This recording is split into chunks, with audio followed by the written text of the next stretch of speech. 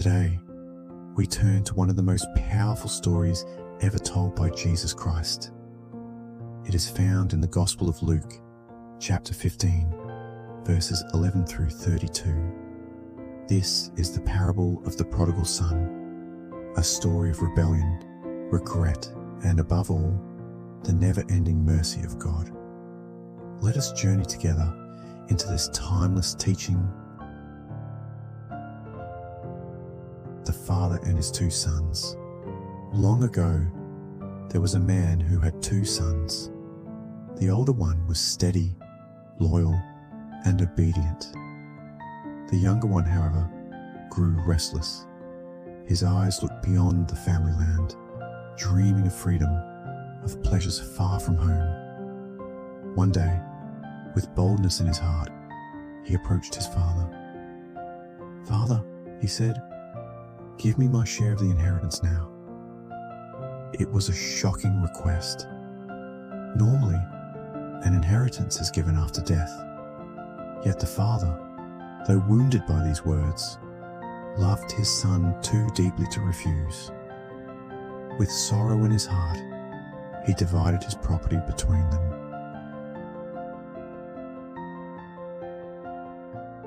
Not long after, the youngest son gathered everything he owned. With coins jingling in his pouch and hope in his eyes, he left his father's house. He traveled to a faraway land, a place filled with lights, laughter, and endless distractions. There, he wasted his wealth on reckless living. Days became nights of feasting, and nights became mornings of emptiness. For a time, he felt free, surrounded by so-called friends, drinking, spending, and laughing. But when the last coin slipped from his hand, the laughter around him faded, the friends disappeared, and so did the joy. Then, disaster struck. A severe famine spread across the land. Fields dried, bread vanished, and hunger filled the streets. The young man, once rich, was now poor, abandoned, and starving.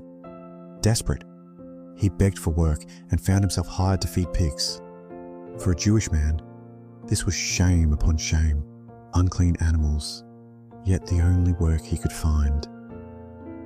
As he stood in the mud, watching the pigs devour their food, hunger clawed at his stomach. He longed to eat the pods meant for the animals, but no one gave him even a crumb.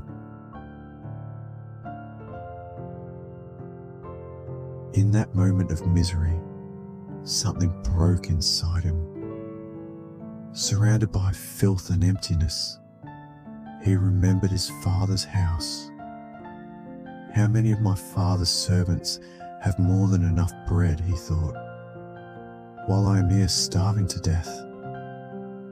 Tears filled his eyes as he whispered to himself, "I will go back to my father. I will say, 'Father, I have sinned against heaven and against you. I am no longer worthy to be called your son. Make me like one of your hired servants.'"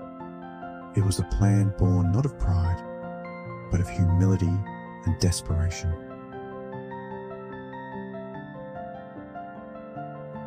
So he rose to his feet and began the long, painful journey home. His clothes were torn, his feet blistered, his heart heavy with shame. Step after step, he rehearsed the words he would say. As the road stretched before him, fear whispered in his mind, "What if my father rejects me? What if he no longer calls me his son?" But while he was still far away, his father saw him. The old man's eyes had never stopped searching the horizon, day after day, hoping for his lost child to return. And when he saw him, compassion flooded his heart. The father did not wait. He ran, an undignified act for a man of his age, but love made him run. He threw his arms around his son, embracing him tightly, kissing him again and again. The son trembled, and through tears he began his confession. "Father, I have sinned against heaven and against you. I am no longer worthy to be called your son."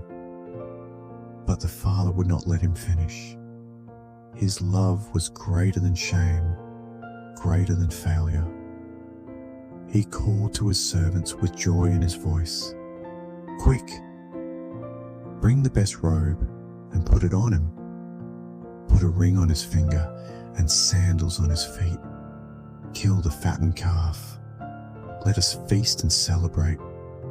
For this son of mine was dead and is alive again. He was lost and now is found." And the house was filled with music, laughter, and dancing. Meanwhile, the older brother was working in the fields. As he came near the house, he heard music and dancing. Confused, he asked a servant what was happening. "Your brother has returned," the servant replied, "and your father has killed the fattened calf because he is safe and sound." Anger boiled within the older son.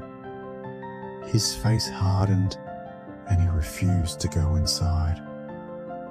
The father came out and pleaded with him, but bitterness spilled from the older brother's heart. "All these years I've served you faithfully," he said. "I never disobeyed your commands. Yet you never gave me even a young goat so I could celebrate with my friends.